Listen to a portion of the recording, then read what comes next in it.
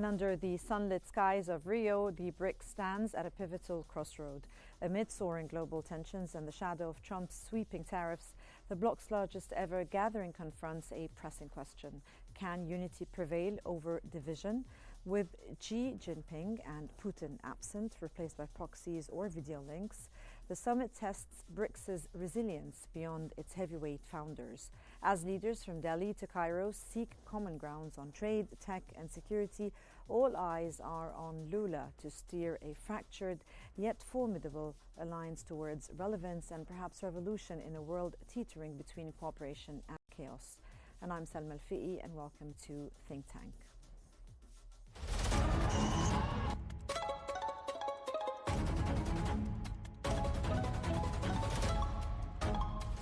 Our world is becoming unhinged.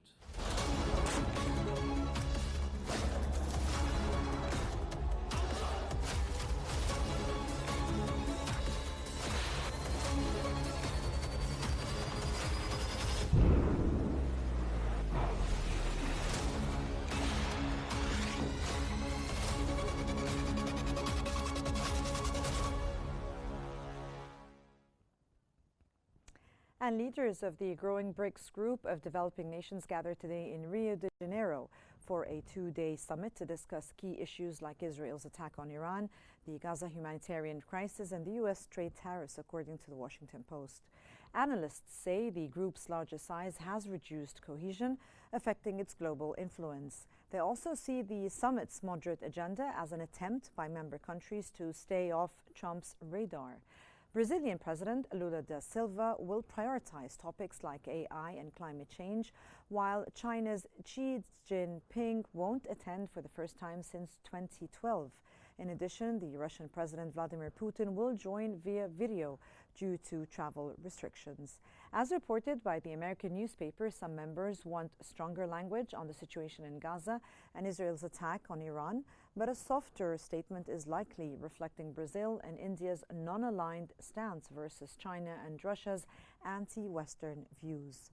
Brazil, as chair, focuses on healthcare, trade, climate change, AI, governance, peace, security, and institutional reform, avoiding controversy and the U.S. tariffs, while pushing for reform of the Western-led global institutions.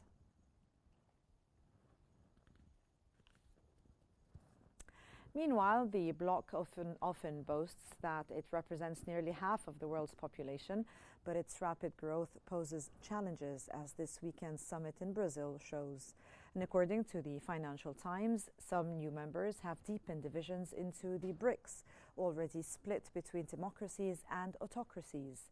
Nearly half the leaders, including China's Xi Jinping and Russia's Vladimir Putin, skip the Rio Summit. India's Narendra Modi attends, but Xi's absence looms large. Additionally, tensions over BRICS' expanding membership surfaced at an April foreign ministers' meeting, where no joint statement was agreed on due to disputes over an African UN Security Council seat. Some members, like India, are strengthening ties with Western democracies. Host nation Brazil hopes to steer the gathering towards less controversial issues, such as infectious diseases and AI. The Financial Times added that 10 new partner nations attend the summit, a status created to ease concerns about rapid expansion. These include Belarus, Cuba, Bolivia, and the ASEAN countries, Vietnam, Thailand, and Malaysia. And from Rio's grandeur to empty seats and veiled critiques, BRICS confronts the global rifts and internal fractures. Can unity outweigh division in a world teetering on ideological and economic fault lines?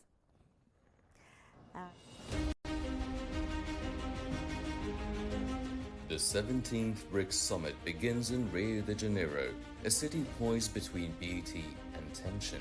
11 nations, half the world's population, and nearly 40% of global GDP gather once again, not just to talk, but to shape the future of global governance. With US President Donald Trump's protectionist policies looming large, BRICS diplomats have already agreed on a joint statement voicing serious concerns over unjustified tariffs that threaten emerging economies. The bloc denounced these measures as illegal and destabilizing, signaling coordinated action ahead of the WTO ministerial meeting in 2026.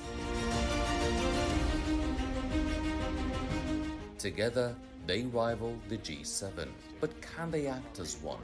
With China's Xi Jinping absent for the first time since 2012, Putin joining via video due to ICC issues, and Iran's Pezeshkian still reeling from a recent war with Israel, where the US played a role, this summit lacks its usual geopolitical weight. Analysts question whether BRICS is losing momentum. Brazil, under President Lula, has opted for a moderate agenda, prioritizing climate change and AI over divisive geopolitics, all to avoid provoking Trump's ire. Egypt's presence, led by Prime Minister Madbouli, signals Cairo's deepening strategic interest. What it gains or risks losing depends on how far BRICS is willing to go beyond rhetoric. In a world increasingly divided by ideology and economics, can BRICS rise above the noise, or will Rio be remembered only for what was left unsaid?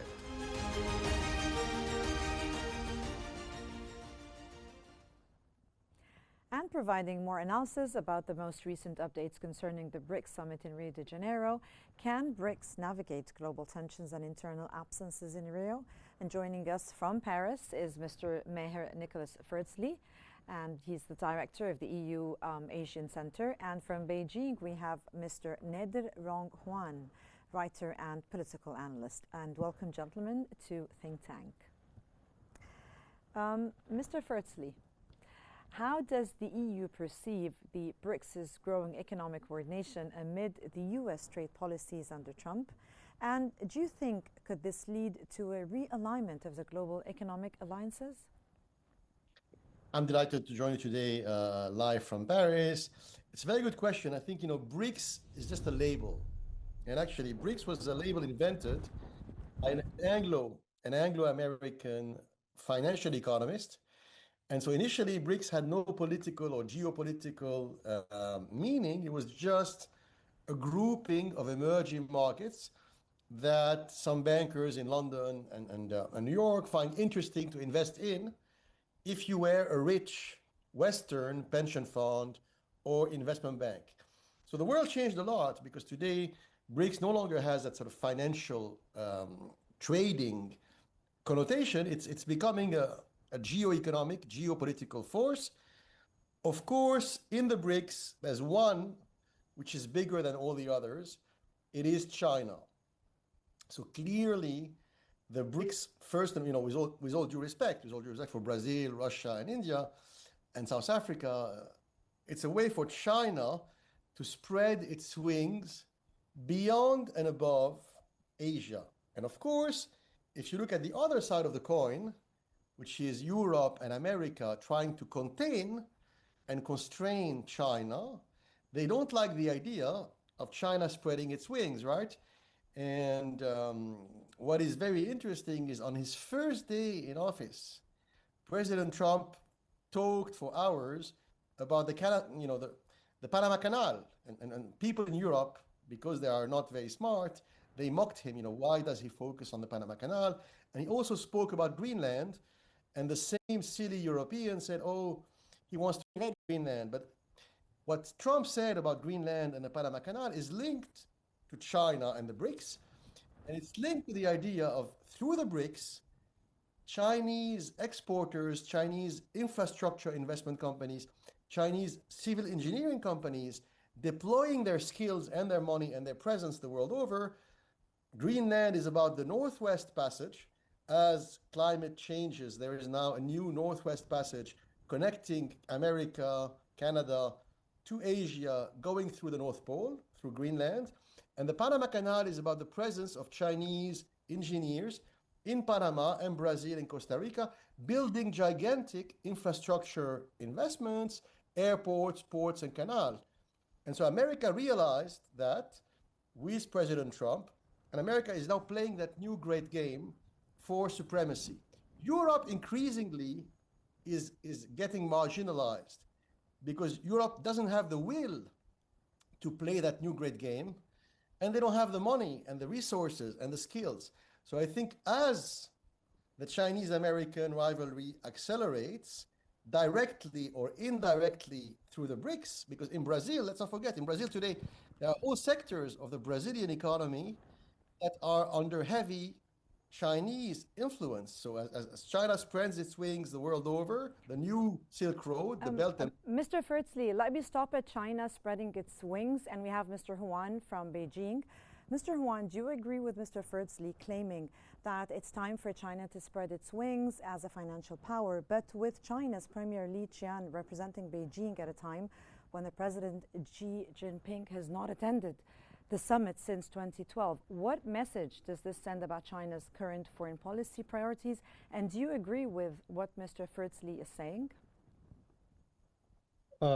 China don't want to do any geopolitical competition with the USA, and China always believed that the BRICS cooperation mechanism offers the most important platform for cooperation among emerging markets and developing countries in the world.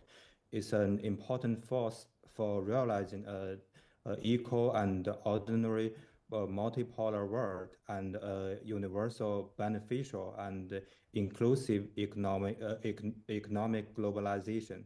So the global South countries are important players in promoting the reform of the global governance system and have been committed to safeguard multilateralism and defending fairness and justice, and also promoting common development.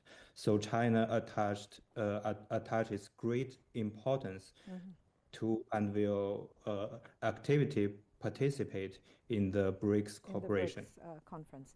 Well, Mr. Firtzley, with key BRICS leaders absent from Rio, including Xi and Putin, does this weaken, do you think, the bloc's diplomatic leverage or signal a shift towards more pragmatic multilateralism? I don't think the physical absence is such a big deal.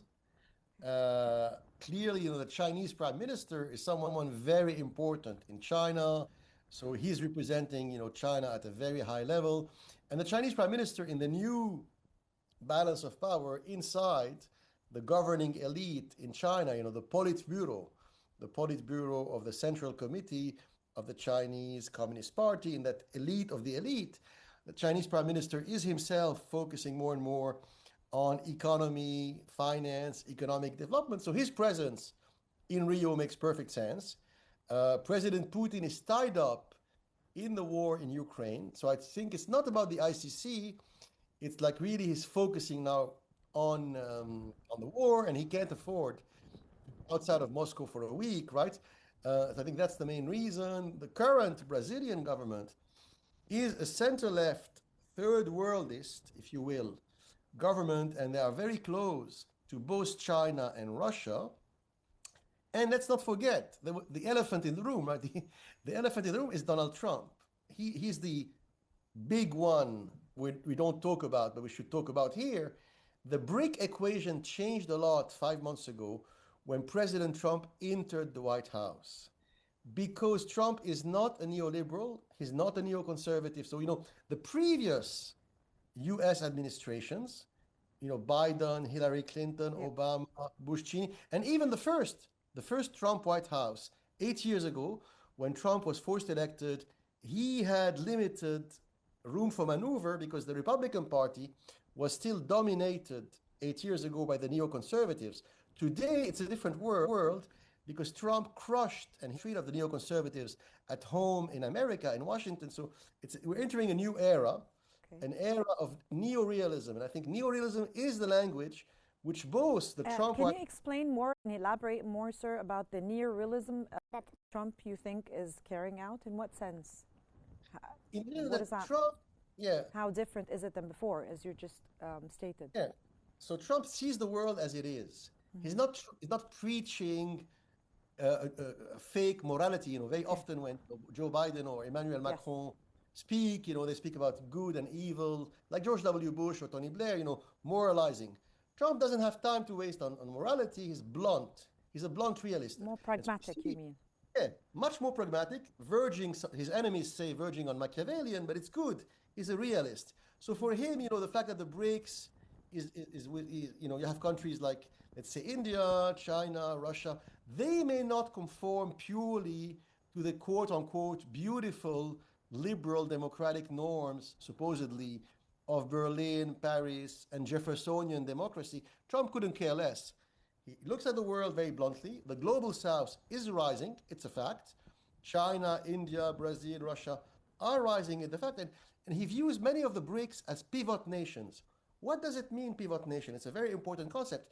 In that new great game, where Europe is increasingly marginalized, you only have two big powers left, China and America. Yeah. And the pivot nations are Brazil, South Africa, Russia, India. They are BRICS countries.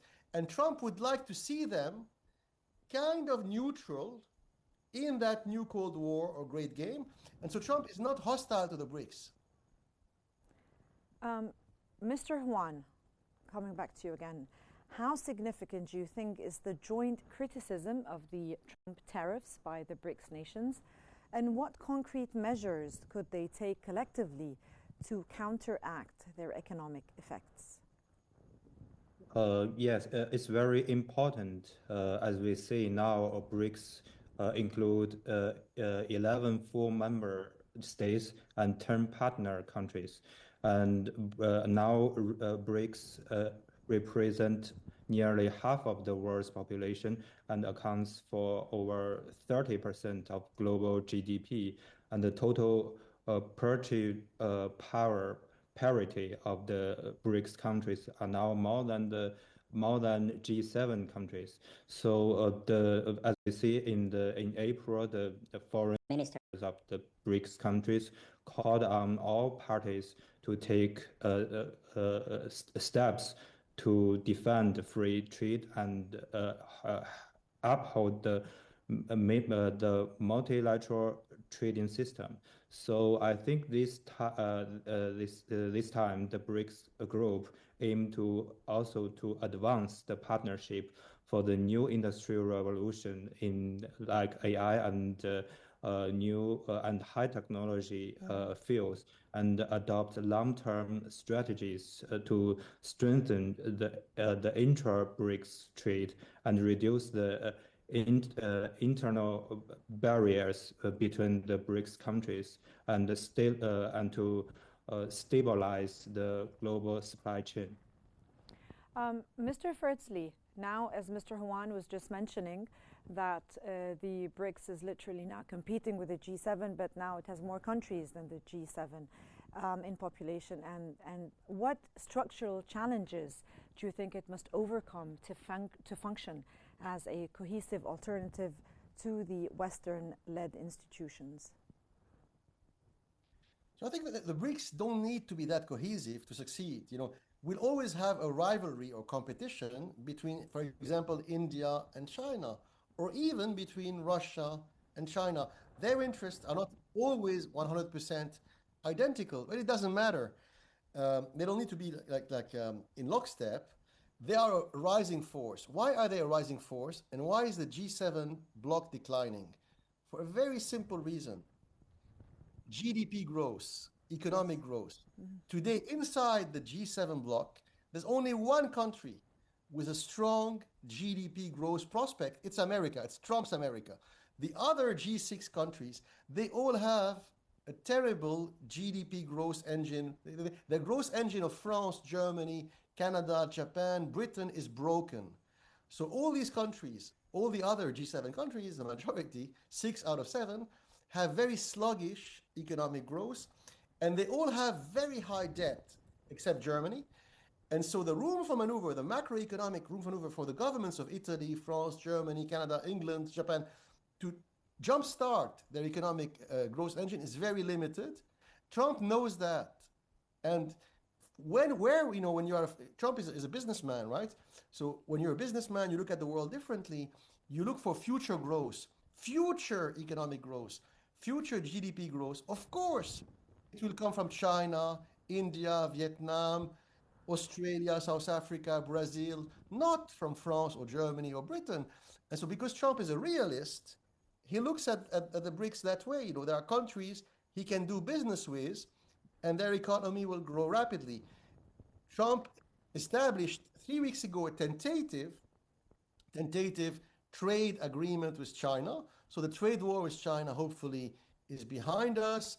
Trump just signed a trade agreement with Vietnam, and he will probably in the coming weeks, he'll be signing, trade deals with South Africa, Brazil, Mexico. So what I'm coming at is, the G7 themselves, the G7 as a concept is becoming less relevant. And Trump himself at the G7 summit in Calgary 3 weeks ago, he made fun of the G7 and he said that they should invite Russia back and make it a G8. And the other 6 G7 members were livid, and they politely listened to Trump, and you could see on their face that they became pale and livid, which is a sign that the G7 itself as an institution is maybe in trouble.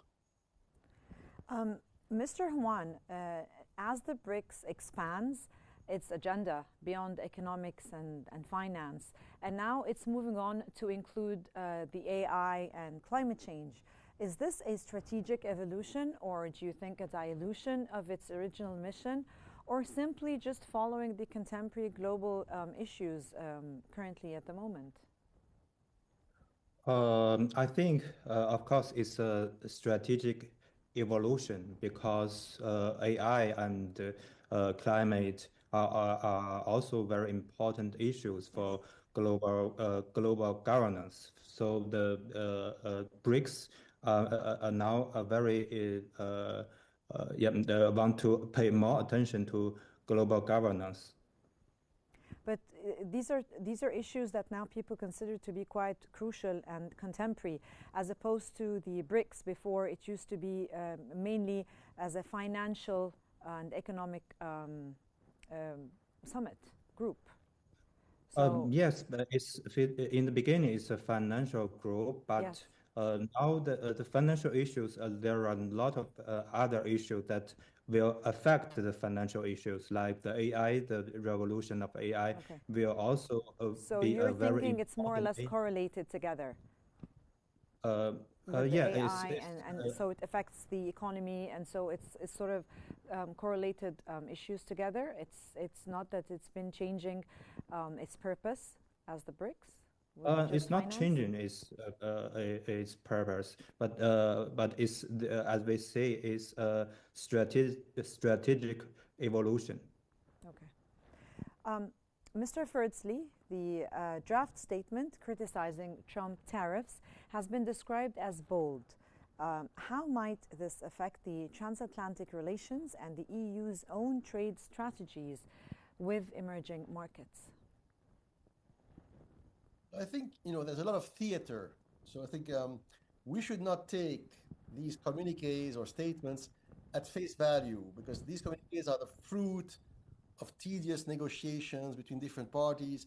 And sometimes the message is purely symbolic or verbal with no much consequence. I think behind the scenes, all BRIC powers, chief amongst them, India and China and Brazil and Russia, they are all negotiating now with the Trump White House. That being said, you can negotiate with someone and at the same time publicly criticize him to, put psychological pressure on him. Trump is very good at that himself. He knows that.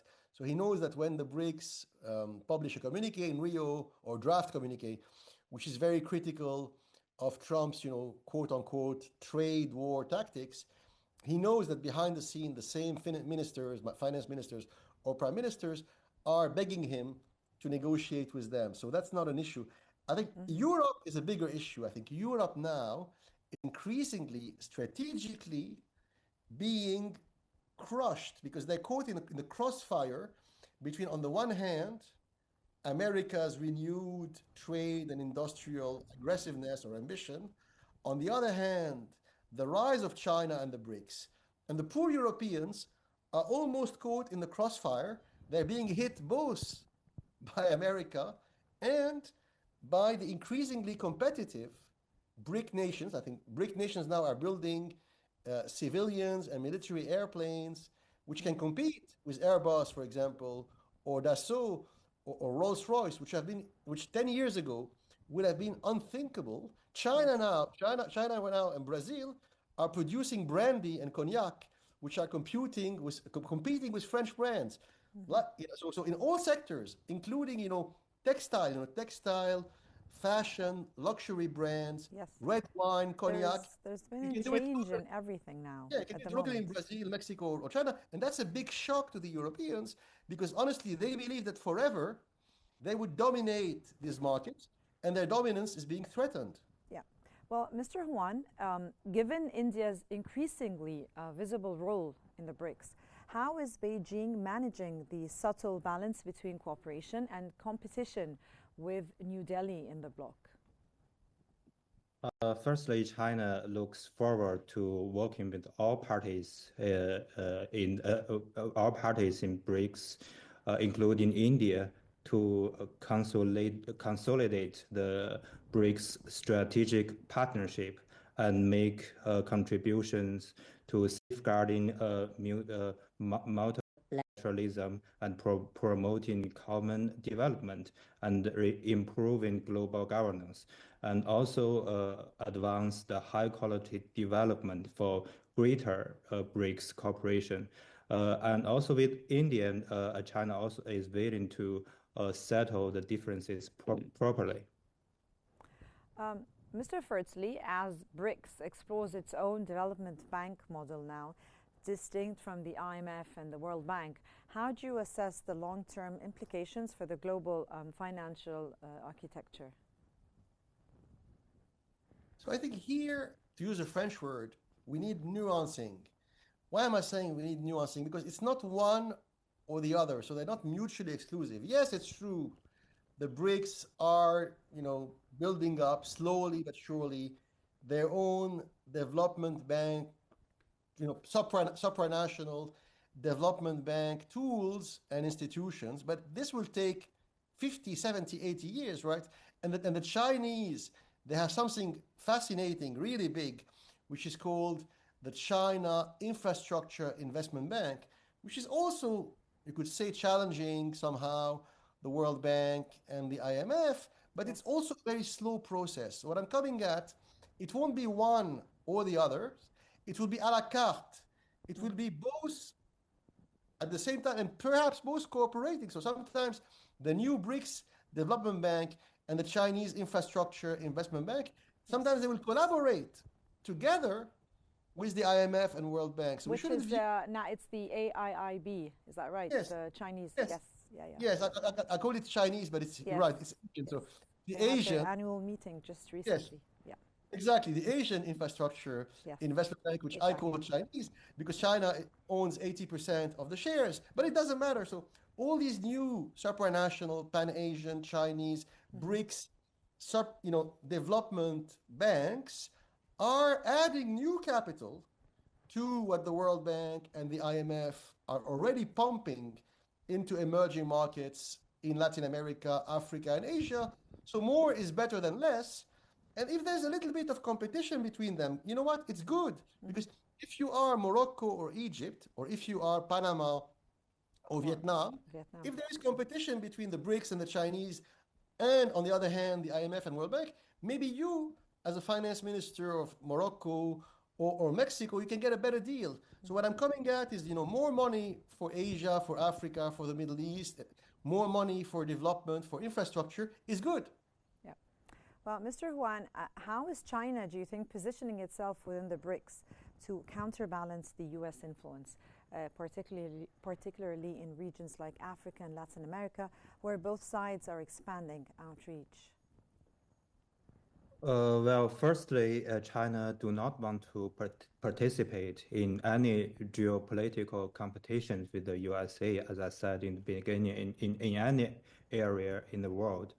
Secondly, China do not exclude any cooperation between any countries in these areas, as long as this cooperation will truly benefit the people in these countries, and especially in Africa and Latin America.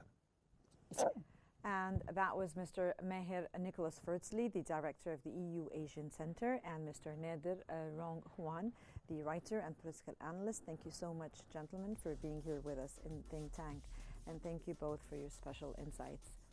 Well, the evolving global landscape demands strategic foresight and agile diplomacy, and engaging proactively with emerging powers and multilateral forums is key to safeguarding national interests and fostering sustainable development. The dynamics observed at the BRICS Summit underscore the importance of the South-South cooperation in shaping a more balanced international order. And that brings us to the end of today's episode of Think Tank, which always unveils the complexities of our changing world. And thanks for watching, and stay tuned for more updates on Q News.